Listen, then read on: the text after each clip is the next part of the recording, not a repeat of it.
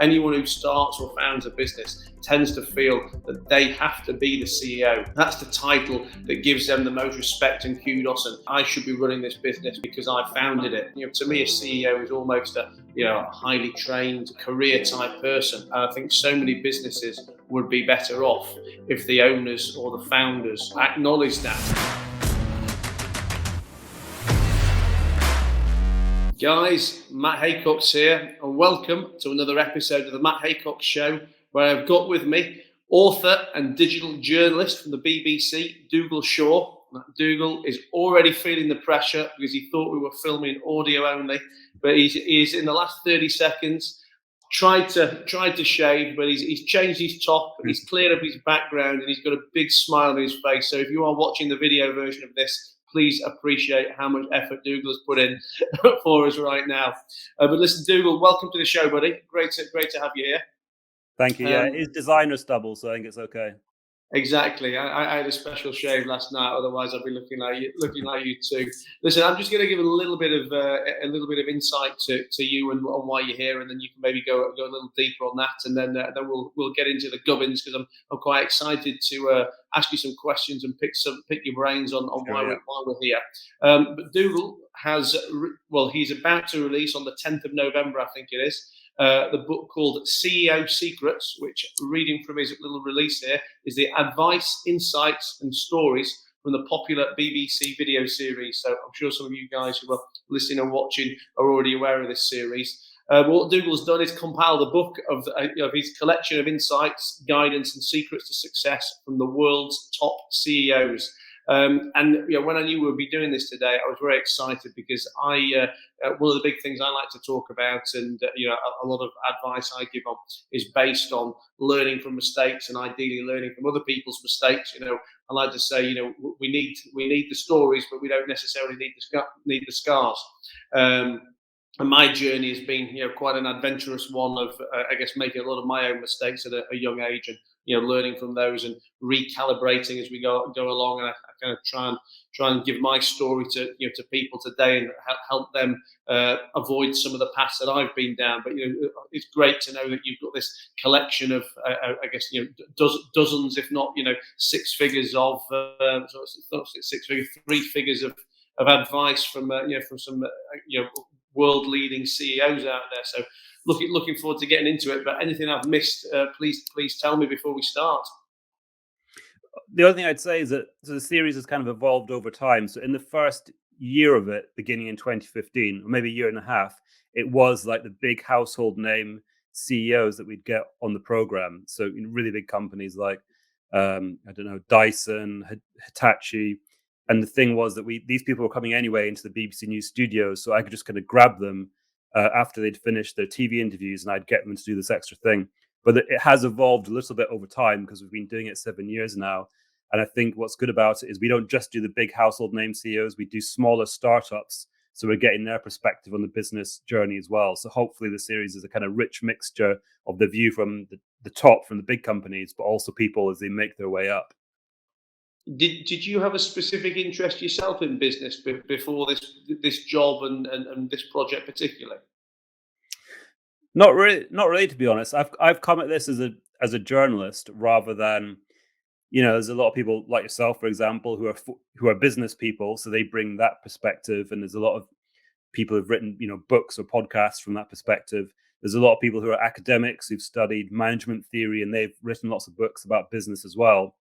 But my perspective isn't that background. It's as a journalist who can be quite objective, and because I'm fortunate in my position with the BBC, an international broadcaster, I have this amazing passport to speak to all kinds of different businesses around the world, and in the UK as well. I travel a lot, seeing the smaller businesses too, and just get this kind of panoramic view of business and get to speak to lots of different people.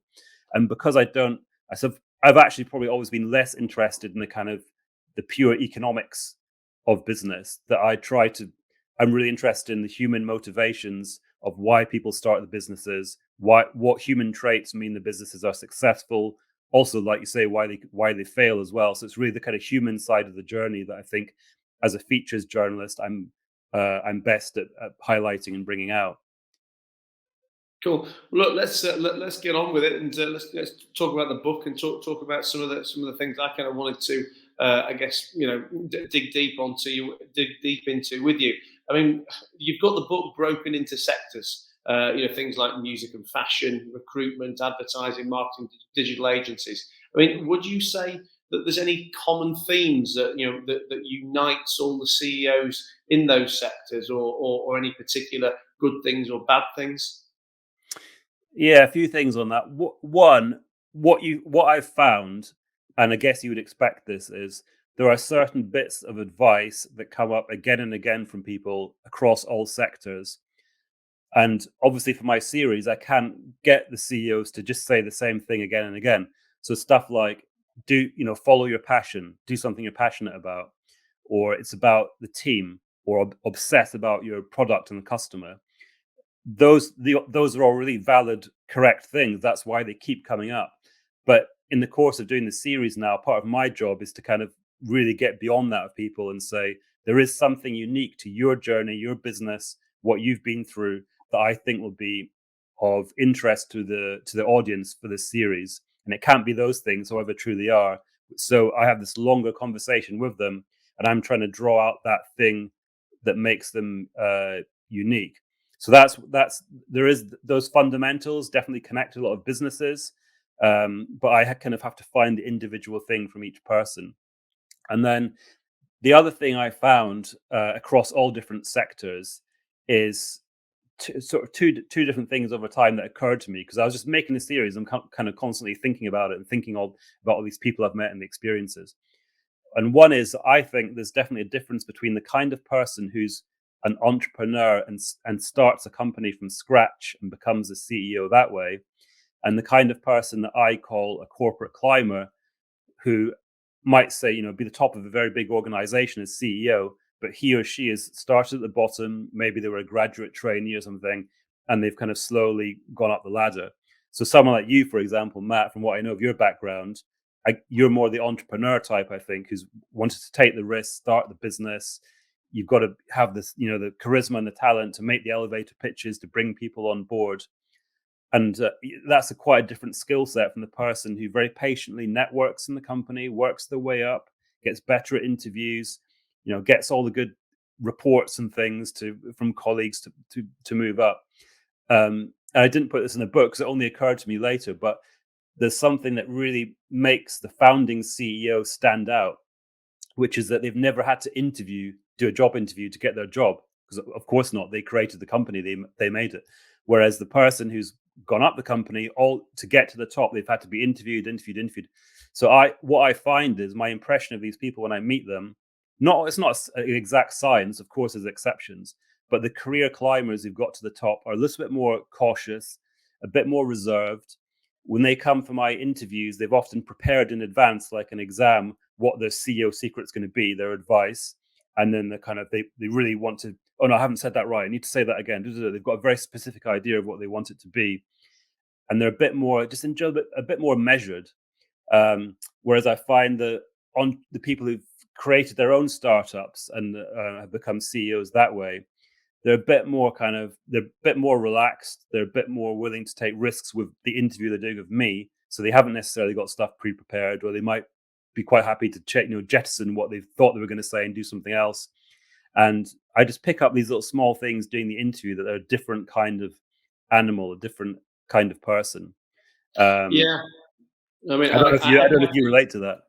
yeah, I couldn't agree with you anymore. I mean, it's something that I identified for myself. I mean, very early in my career. I mean, without going into my backstory too heavy, because obviously that's not what we're here for. But I mean, I worked in a family corporate clothing business when I was kind of 18 to 21, 18 to 22. And that was a business. It was full of problems. It was a real kind of get your hands dirty in every area, in every department from day one. And I loved it. And that's what I love today. The kind of the problem solving, the cut and thrust. The pressure, the having to come up with ideas. Take something from well, beyond embryonic to small, to the baby and on. But then then I get bored. I'm not going to say I get bored easily. It's not that I can lose interest in that business, but I think it's just not my skill set. to be to be a manager, to be a CEO. And I think, and I know that very much about myself now, what I do. But I think a big criticism for me of other business owners, but particularly, and it's an ego thing, because ultimately, it comes down to to nothing more than ego. I think anyone who starts or founds a business tends to feel that they have to be the CEO. That's the title that gives them the most respect and kudos, and I should be running this business because I founded it. But there's so many different skill sets and character trait differences between a founder and a manager and the CEO. Like you say, to me, a CEO is almost a highly trained career type person, and I think so many businesses would be better off if the owners or the founders would acknowledge that and not think it's a slight against them, but that it's actually I guess it's very honest and telling of them that they know it's time. It's not about stepping back or stepping aside, but just stepping into a different role that that you're best for. And in the same way, you might not be best placed to be a professional cricketer or a professional footballer, or if you are a professional footballer, that doesn't mean you're going to translate to being a professional boxer. It's horses for courses, it's boxes for all the different people, and it was very interesting you brought that up, because I mean, I am absolutely not a manager. I'm not a CEO, and that's very much the wrong place for me to be in my businesses. But I don't think that I don't think that makes me less capable or makes me not look as good as I could be. I want to go and excel in the areas that I'm good at. That's something that has come up quite a lot in the interviews that I've done. So there's, for example, Tom Blomfield from Monzo said he loved the early stages, the excitement of building the startup, of growing the business. Then it got to a certain size of, maybe 300 plus, and you're enjoying it less and less and less because it becomes like the big corporate world that he wanted to escape. And I met other people who said there is this feeling of anxiety actually when your startup, your baby, that your idea that you had suddenly starts to do well and to grow, because you sort of realize that, hang on, my skill set isn't right for this thing I've made. And for some people, it's like, for example, Johnny Bufarhat, who made Hopin, the conferencing platform that's like valued at over $1 billion. So did it extremely well, grew very quickly. But he told me that he loved coding, and that's one of the things he loved about starting a company. He could do the thing he loved. But as this company starts to get bigger and bigger, you can't be the CEO who's also coding the software for the program. You've got to sort of step back from doing the thing you love. You can't be so hands-on. And it seems to me the ones that were able to survive the journey, so remain as CEO even as the startup grew, were the ones who were willing to let go, do less of the things they love, but can carry on sort of training themselves to get new skills. So like Johnny was like saying he would have to learn how do you deal with investors, how do you deal with stakeholders and clients, how do you fundraise. He had to teach himself all new kinds of skills that he wasn't comfortable with. He didn't have that background, but because he wanted to remain CEO, you learn those things. So yeah, I've definitely seen that lots of times, that when the company grows, it brings personal stresses on the founder, and they have to adapt, and not all of them can do it. I mean, you're right in obviously what you say and how Johnny described it. But I think for me as well, I think you could argue it in two ways, and there's no right path to go down. But I think one would be acknowledging that if you want to be in that CEO box, then you've got to learn all these new skills, because, like you say, it's different to being the CEO than being the coder, and you have to step back from doing what you love. But then for me, there's also a big question mark over whether you should step back from doing what you love, and if you got into that because you love coding and because that's where your skill was, there is absolutely nothing wrong with saying, you know what, I'm going to stay as a coder. I'm going to be the head of the coding department. By the way, I still own 100% of this business, and I'm going to bang you in there as a CEO, but I just don't actually fancy putting a suit on, going to investor meetings and doing whatever. And I think, quite too often people are forced down a direction because they think it's the path that, that society says they should follow, where, is there anything wrong with staying as the coder and actually almost technically reporting into somebody else? Yeah, I mean that happens as well in some businesses, and that has to happen in order for it to grow. But I think then if people don't accept that, but they haven't got the skill set to be the CEO, but they insist on staying on, then either the company remains very small, and then a rival, takes a similar idea and they can grow it, or it just the company implodes because you haven't made the correct decision. So 100%. that does happen. But the other thing that's come up quite a lot actually, and the moments in the series that I've really enjoyed is when people say something that sort of surprises me a little bit, and something that surprised me in the first year of making it, but now I actually hear it quite a lot from people is that and it's related to what we were saying there, is you have to hire people who are better than you. And when I first heard that, I thought, hang on, that's a really weird idea because I always thought of the CEO as the kind of he or she is the captain, like in a sports team. They're probably, you have to be a very good player really to be the captain, to be respected, or the head of a political party or something. It's like you're the top dog, the top person. But actually, what I've realized from speaking to a lot of CEOs is no, the CEO doesn't have to be the all rounder, the best person. It is all about the team. So it's about who can best effectively run and look after the team and kind of calibrate the team, and which is and I hadn't thought of that before I started doing the series. And for me, making this series it's been a bit like doing a sort of practical MBA in sort of business management. And I one of the reasons I love doing it is I learned through doing it. But yeah, I think it was Harriet Green from Thomas Cook who said that back in 2015, and then I've heard other CEOs saying it, so I'm used to it now. But some people might, want to think about that. You don't have to be the very best at something necessarily to be the good leader.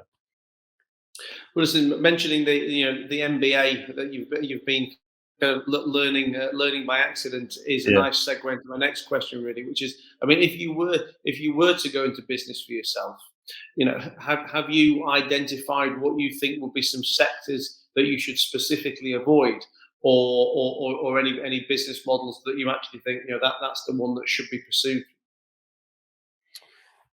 Um, hmm. I haven't thought about that question because I'm not in my job. I actually have and running the series and creating it. I have had to be a bit like an entrepreneur because you kind of have the idea for the series, which is the product, and then you pilot it, and then you find stakeholders, and then you put it out, and then you listen to feedback, criticism, you change it. So in that sense, I've been a bit like a business person, but I'm not making a commercial product, and I'm not. Yeah, so a lot of people I meet on this series think that I must be like a budding entrepreneur to make the series, but I'm not. I'm not really. I've got a few, like a lot of people. I've got some business ideas that I'll tell my mates at the pub, but I'm not. I haven't got the kind of risk-taking attitude actually that I talked about myself to sort of remortgage the house and go and do it. But in terms of what I've picked up from the panoramic view I've had, I mean, I suppose the series in the last 7 years has kind of caught an accidental snapshot of some of the trends happening in business. Because a lot of the time, when I'm asking the CEOs and the founders and the people from startups for advice, that advice kind of reflects what's happening to them in their industry. So I suppose the obvious one is that you want to be online, that it's the online businesses that tend to be growing.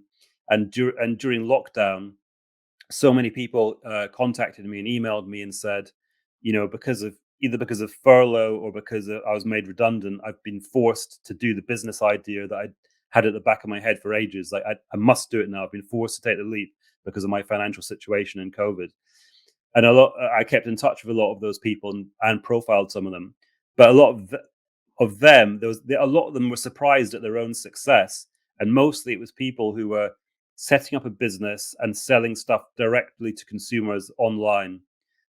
Sometimes just using social media like Instagram, even to find a local neighborhood customer base, or sometimes they would sign up with Etsy or Shopify or one of these other ones. But a lot of them were pleasantly surprised at how well their business was doing, and they had to be given that push. Um, so anything in the online space, I think, is still a growing sector where there's a lot more room for growth. Anything about things that can be done like we're doing on this call, I think, who would have thought 2 years ago that so many of us would be remote working, or that we could do a call like this with you in Dubai and me in London, and we could, be making something this way. It took the pandemic to show people that we have the digital internet infrastructure to do all these amazing things. So any business that utilizes that, whether it's conferencing or mentoring, coaching, teaching, but done over online, I think you can really scale up those kind of activities, which maybe were like more like cottage industries before, or tutoring, even, stuff like that. There's massive scope still to do that. People are still realizing the potential of how big that can be.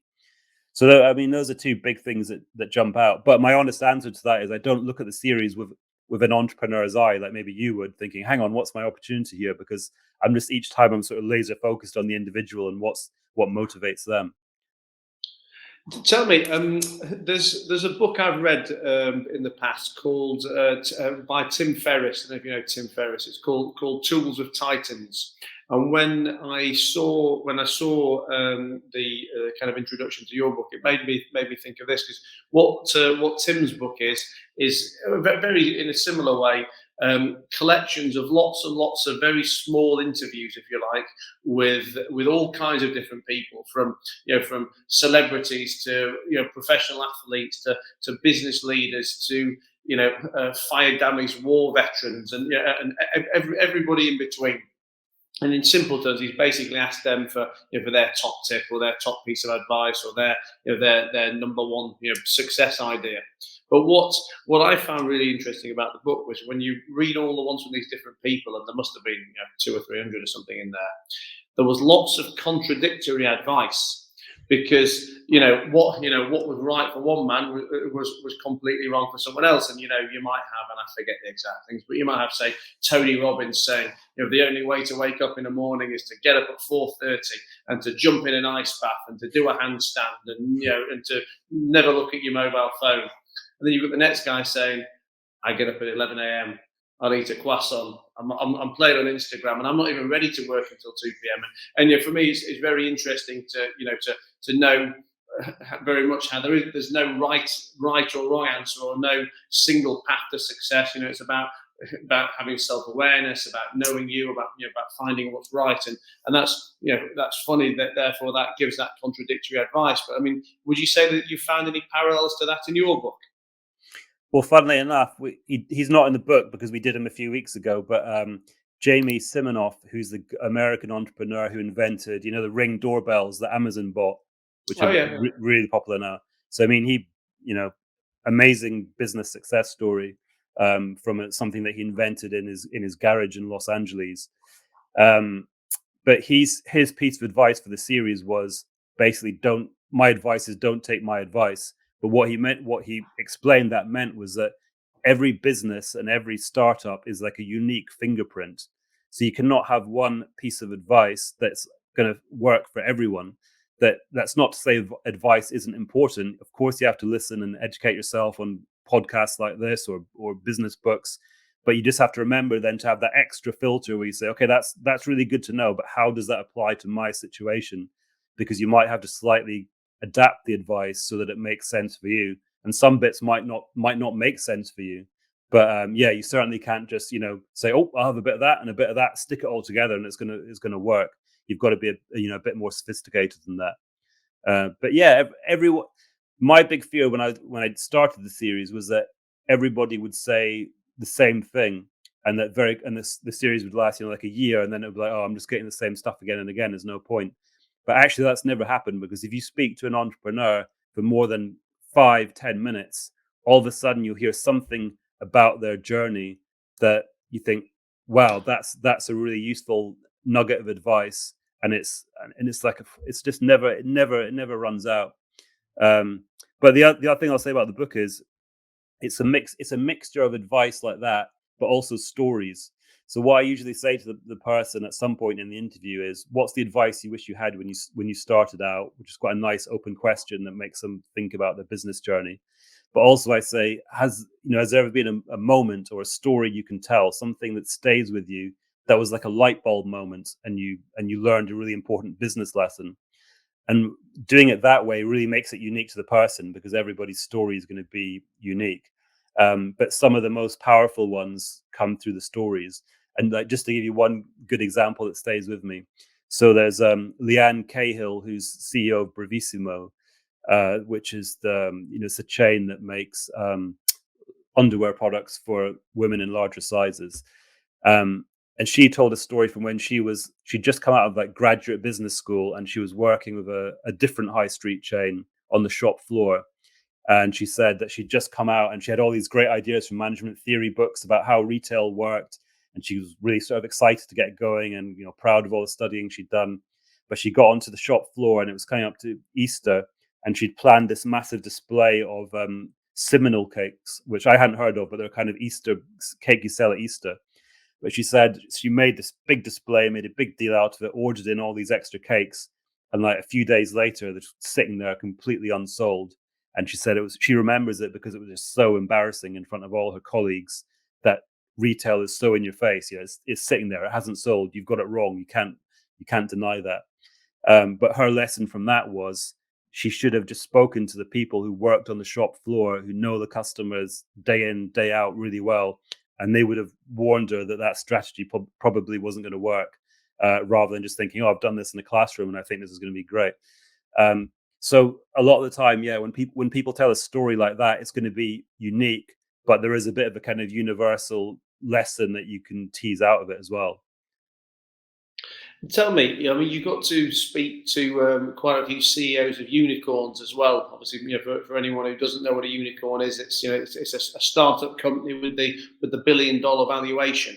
But would you say that people who were CEOs or founders of unicorns have been materially different in any way to CEOs or founders of less valuable entities? Was there some traits that you thought, wow, I can clearly see why this guy has $1 billion company? Well, a lot of them did have. I'm just thinking of who's in the book from that category. So there's Greg Jackson from Octopus Energy, Johnny Bufferahat that I mentioned from Hopin, and Tom Blomfield as well from Monzo. Greg Jackson definitely has that sort of charismatic, outgoing style that would draw you in.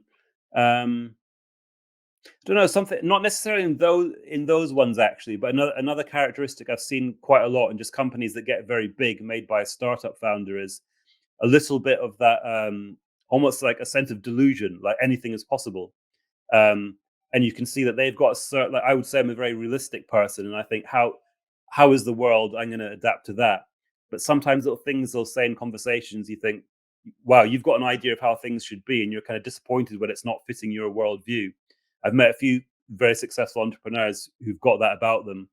And there was one guy in the book called Bhavin Turakia, who's CEO of Flock, and he's made companies. I think he's made a unicorn himself. But he said he thinks all entrepreneurs of successful startups have to have a healthy sense of delusion. You've got to have that sense that anything's possible, and they're a little bit kind of crazy enthusiasm, and it's like I'd be like, whoa, hold back a bit. Sure, you can do that, but they've just got that energy to take things further. I spoke as well recently. He's not in the book because it was just done a few weeks ago, but to a guy called Greg Pecker, who's from Silicon Valley Bank for the series, and he's interesting because their bank has financed some of the really big American startups, but in the very early stages. So like LinkedIn, I think Cisco Systems and Pinterest, companies that have gone on to be really big. But he's met these entrepreneurs when they're still going around trying to get that early investment. So they just got good ideas at that stage. And I said to him, how can you spot the people who've got the great ideas that are going to build these huge companies? And he said it's funny that they're on a human level, when they're in there sort of pitching to you, they're kind of, you can tell their voice is a bit higher. They're very animated. They're almost on the edge of their seat, and they're passionate, and they absolutely believe in this idea, which reminded me a bit of this idea. You've got to be a tiny bit delusional. You've got to think this is going to work, and I can't imagine it not working. Whereas, maybe the ones who don't are a bit more like I am personally, a bit more kind of cautious, always kind of cautious minded. I've always considered myself a realistic optimist, but maybe I've been holding myself back. Maybe that's why I've not hit billionaire status yet. You might have to dissolve the realism, but Exactly. maybe some people make it that way. But there's also a lot of people in bankruptcy courts with exactly the same trait, so it's not Well, and that's guaranteed. because I mean, it's obviously an old expression, an old adage, but that fine line between bankruptcy and millionaire status is finer than fine. I think you're right as well, though. You said that we need to, especially in Britain, we're not very good at talking about mistakes and failures. We're actually in America, it can almost be a badge of pride in Silicon Valley that I've got 6 or 7 failed companies behind me, and dust myself down. I'm off again, and I've learned from those mistakes. And I remember early on in my BBC business career, I went out to Israel to do a series about the startup scene there because they've got a really good tech startup scene. And we met one guy who was a very famous angel investor, and I was surprised at the time because he said if he had a choice between 2 sets of entrepreneurs that he thought had equally good ideas, and one of them had 2 or 3 failed businesses behind them and the other didn't, he would probably pick the one with the failed businesses as long as he got the sense that they'd learned from the mistakes and were kind of better for it because it's toughened you up. You've learned practical lessons of how to deal with those situations, how to rebuild. Plus, you've shown the confidence to come back again.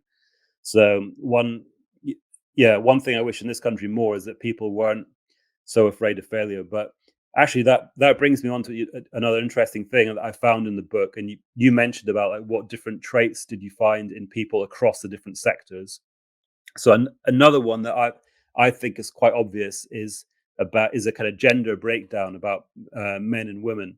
And what I've definitely found in the series is that when I ask those open questions of what's the advice you wish you had for other entrepreneurs, or tell me a story about yourself that's a light bulb moment, uh, a lot more than the men. Again, not hard and fast rule, but it's definitely noticeable. Women would tend to talk about a moment of vulnerability or weakness when something went wrong, like as I said, the Simnel cake story with Leanne Cahill, and then how they kind of gathered their strength and got over the problem. Whereas men, probably in a bit more often than that, would prefer to tell a story, would prefer to tell to give advice, maybe more kind of practical advice. And that's why actually, because I prefer the stories, and the ones that I think the audience like best, the ones that do best on the BBC News website, tend to be the story ones. And women often tell the best stories because they'll draw you in and tell you about that time when they had a really hard time in business, and they're kind of honest enough to open up about it. And that just makes really compelling interviews. Look, there's one non-business question that I'd like to kind of bring us to a close with, if that's okay. I think this is really interesting for me because it's one of the big things I find with people is they've always got an excuse for everything when it comes to creating content, when it comes to marketing, and particularly to getting themselves out there. And they're always waiting for perfection, and there's always a problem with something. But I think what people will be staggered to know is that obviously this book is part of a series, so a TV series. But the TV series, you film it yourself on your smartphone, and as you told me before we came on air, it's not even the latest iPhone. No, the BBC won't buy me the latest one. But but I mean, for me, I say it's fascinating. It's not because it's no surprise to me because I know what can be done. But I think for all the people out there who are making excuses why they can't make an Instagram content for themselves, or why they're pushing off TikTok until next week when they've got a tripod and a videographer and everything else, to know that you work for a worldwide journalism institution, and you're putting content out there every week, and you're doing it yourself, and you're recording it on an iPhone, and you're editing it, and you're planning it. I mean, I'd just like to, I guess, dig a bit deeper on that and use it as some words of motivation and advice for all the people who were kind of finding an excuse. Yeah, no, definitely. The thing you've got in your pocket, which whether it's an iPhone, Android, whatever it is, for a long time now, they've been good enough to do amazing broadcast quality video. So I have an iPhone 6, which I keep in my kit bag as a kind of backup, because with phones, obviously, you can't replace the batteries, but I use it quite a lot. anyway, and I like the iPhone 6. We're on 14 now. So we're talking about this, when was the iPhone 6? Like 2015, 2016 or something. But with my iPhone 6, I'm regularly filming stuff which goes out on BBC One, the network, here in the UK, or BBC World TV on television. And, it can film in 4K. That's more resolution, more pixels than you actually need for TV. So that's how powerful this thing is. But I think people often say to me when they see me film with a phone, one, oh, okay, yeah, I can see how you film with a phone for like digital videos for the website, for Facebook, but you couldn't film for TV that way. And it's like, yeah, of course I can. The phones the technology leapfrogged the TVs quite a long time ago. It's not a problem. From the practical point of view, it's not, the camera is amazing. So the picture you can get without that much difficulty even is extremely good and fine for broadcast television. The thing that's not so good is the audio, because obviously the way a phone is designed, it's for doing a phone call like this. It's for having your mouth quite close. So actually, if I was, say, doing something for Radio 4 or any broadcast radio, I could record very good quality in a quiet room like this, because that's what the microphone is designed to do. But if I was interviewing someone and they're standing about a meter away, then the sound is going to be very tinny, and it's definitely not good enough for TV. Do you So use a plug-in microphone or yeah, something? that's the thing you need to invest in. So you have some that plug straight in. You have others where I have an adapter and then I can plug in any mic I want. But you're talking about spending like £100 to sort the sound problem, and then you're pretty much up and running, and you can do stuff that will run on TV news anywhere around the world. And one thing I found is that a lot of the CEOs I speak to, I mean, actually, some of them have had a lot of media training, so they're comfortable in front of the big cameras. But some of them actually, surprisingly, do get a bit shy or timid when it comes to doing TV interviews, even if it's a big company, because maybe they haven't done that many in their role. Certainly, people who are in successful startups that I speak to can be a bit intimidated by the idea of doing an interview. So when I film with the phone, I think that definitely puts them at ease, and it gets them to open up a bit more easily, because it's like, yeah, I've got a phone as well, or I filmed my mates in the pub with a phone, so just much more relaxed around it. And also, rather than having 3 people there, like a camera person, a sound person, a producer hovering around, it's literally just me standing with my phone. And one bit of advice I would say to people is practice. If you think your company is going to do some media interviews and you want to get better at it, just practice with a friend, getting the phone out and recording some interviews and do some practice questions, because all it takes is practice getting used to it. It's never going to be completely natural for someone to do that, whether it's a big camera or a small phone. You also feel a bit nervous when you're being recorded, but practice helps you to overcome that. And the other thing people always say to me is, don't some of these big CEOs get a bit kind of annoyed when they've had this BBC News interview that they're expecting, and then I turn up with my iPhone, and do they feel disappointed? But actually, that has never ever happened, because all CEOs have to be curious, like you are now asking me about it, and they're like, "Oh, that's how you film it. That's really fascinating." And you can tell they're thinking, "How could I use this for my business?" And they'll often say at the end, "Oh, can you stick around and just show so and so the kit you've got and how you do it?" And they've just got that practical mindset. They're not at all offended that they're being filmed that way. The one time that somebody was slightly offended wasn't actually the CEO. It was a massive global food company, but there was a PR person who set up the interview, who kind of felt embarrassed on the CEO's behalf, because they billed it as this huge BBC interview. Then I turn up like a vlogger of my phone, and they're like, "What?" Oh, I think he thought he looked bad in front of the client, but actually the CEO himself was like, thought nothing of it. Well, there you have it, folks. There is no excuse. If Dougal is doing it for the BBC, then you can certainly be doing it yourself for LinkedIn, TikTok, and Instagram. Dougal, it's been great to have you here, buddy. As I said at the beginning, guys, this book is out on the 10th of November. I am very lucky because I have a secret PDF copy that I am going to read this weekend before everybody else gets the chance. But I mean, anything else you want to tell anyone before you go about where to find you, where to find the book? Well, on that last bit, if you want tips on what we call Mojo, which is the mobile journalism filming of your phone, I share a lot of that on my Twitter, which is at Dougal Shaw BBC, or on LinkedIn. I sometimes put it there as well. In terms of the book, it's called CEO Secrets. It's published by Bloomsbury in the UK on the 10th of November. It's coming out in America early January. If you go to the Bloomsbury website, you can get it there. You can also get it on, all the other places where you normally buy books as well. And if you just want to get in, watch the series as it comes out, because obviously we're still making it, it's usually every Wednesday on the BBC News website. Tends to go on the front page, but you'll always find it in the business index, or watch BBC News outside the UK, and it appears in a program called World Business Report. Perfect. Well, Dougal, thanks a lot for being here, buddy. Guys, thanks for watching. Thanks for listening. If you're doing the audio version of this on iTunes or wherever you listen to your podcast, as always, I'm Matt Haycox, which is the Matt Haycox on all my social channels. TheMattHaycox. You can get me on Twitter, Instagram, TikTok, Snapchat, all the fun places.